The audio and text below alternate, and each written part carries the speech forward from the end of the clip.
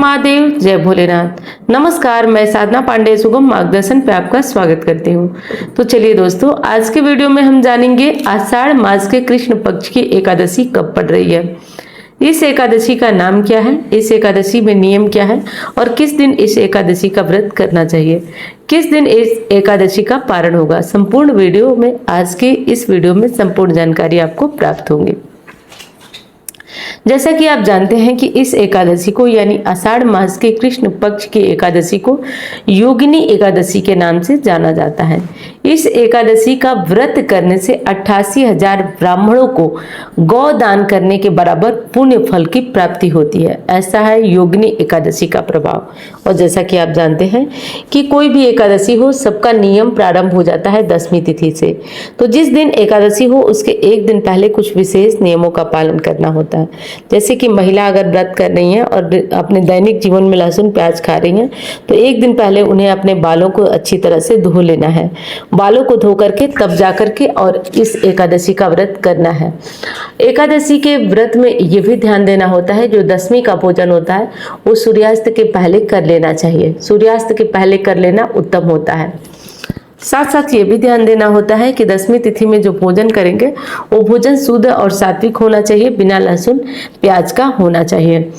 तो ये एकादशी विशेष इसलिए है क्योंकि ऐसी शास्त्र के अनुसार मान्यता है कि आषाढ़ मास के कृष्ण पक्ष की एकादशी तिथि को जो एकादशी होती है, उस एकादशी की मान्यता होती है कि वो एकादशी योगिनी एकादशी के नाम से जाने जाते हैं। और हाँ, 88,000 ब्राह्मणों को भोजन कराने और गौदान करने के बराबर पुण्य फल इस एकादशी को रखने से मिलता है।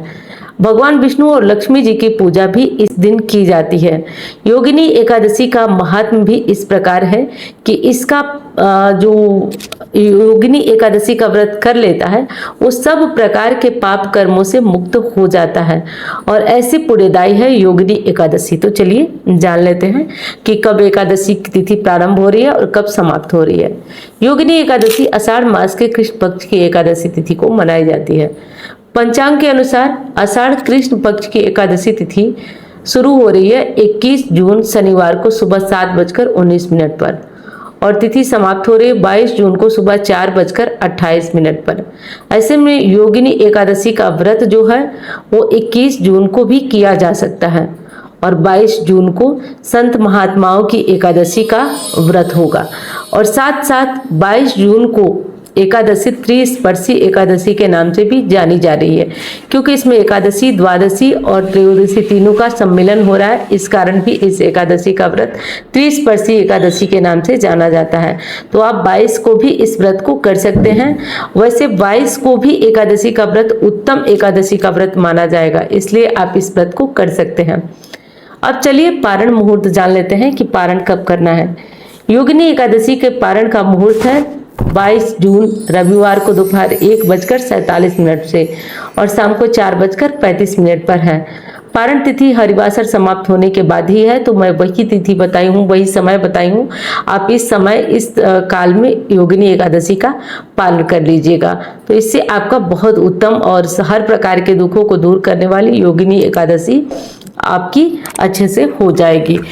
और एकादशी पास आएगी तो आप उसमें 21 या 22 को, जिस दिन एकादशी करेंगे, दोनों के पारण मुहूर्त भी आपको पता चल जाएगा। अभी 21 तारीख को भी लोग व्रत कर रहे हैं और 22 तारीख को व्रत कर रहे हैं। शास्त्र के अनुसार त्रिस्पर्शी एकादशी का महत्व ज्यादा होता है, तो जो 22 तारीख वाली एकादशी है, त्रिस्पर्शी एकादशी है, तो उस एकादशी का व्रत करना बेहद पुण्यदायी होता है। तो चलिए मिलती हूँ अन्य वीडियो में।